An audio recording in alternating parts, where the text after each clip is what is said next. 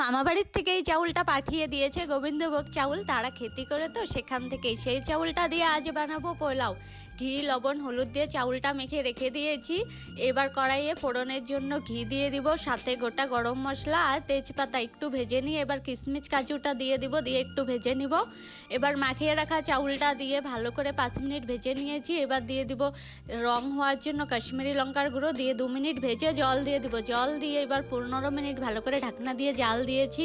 এবার দিয়ে দিব 2 চামচ বাটার আর দিয়ে দিব পোলাও মশলা 1 চামচ, দিয়ে ভালো করে মিশিয়ে নিব। এবার ঢাকনা দিয়ে দিব, জল কিন্তু শুকিয়ে গেছে। এবার দিয়ে দিব চিনিটা, জল কিন্তু আর দিব না, তাহলে কিন্তু একদম নরম নরম হয়ে যায়। এবার 2 চামচ ঘি দিয়ে আবার ঢাকনা দিয়ে দিব। 10 মিনিট পর ঢাকনা খুলে খাওয়ার জন্য রেডি করলেই কিন্তু হয়ে যাবে। এবার গ্যাসটা অফ করে রেখে দিয়েছিলাম। এবার আমি প্লেটে সাজিয়ে নেই চিকেন কষা আর পোলাও। আজকের রাত্রের খাওয়াটা কিন্তু খুব জমে গেছে।